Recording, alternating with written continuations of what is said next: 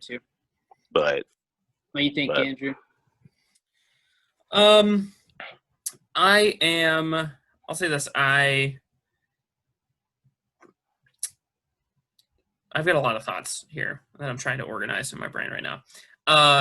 I like Doctor Strange in this movie as kind of the means for how we potentially get, like, a lot of Twitter is a buzz about, like, oh, we're going to get a multiverse. Like, we're going to get, like, you know, we had Spider-Man into the Spider-Verse kind of like open this doorway into, like, oh my gosh, what if we had Tom Holland, Tobey Maguire, and Andrew Garfield Spider-Man's, like, all in the same Spider-Man, like, and fans have kind of been bouncing off the walls after that. And with this, you have Doctor Strange, who is like that extraplanar, like, opening portals into different worlds and different realities.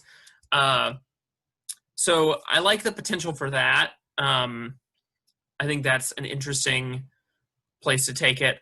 I don't necessarily like Doctor Strange in this movie if he becomes Iron Man light and becomes, like, knockoff Iron Man that becomes a mentor. Like, and I think some of the news has kind of centered around, like, he will be a mentor to Spider-Man, which is like, can we let, I mean, and Ben, you've brought it up when it comes to the shadow of Iron Man kind of hanging over a lot of these Spider-Man movies. Like, Spider-Man doesn't really get to be Spider-Man. He gets to be, like Tony Stark's, like, product, basically. He gets to be Spider-Man in an Iron Man movie, sort of.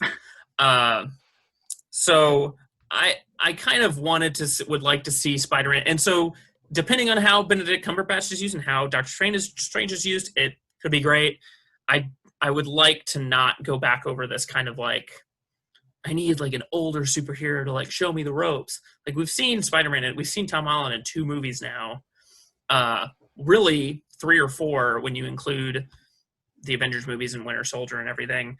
I am also a big Jamie Foxx fan, so him as Electro is like a solid choice, in whether it's a new design and, like, new character, or whether it's if it is like plucking Electro out of that universe, that past Spider-Man.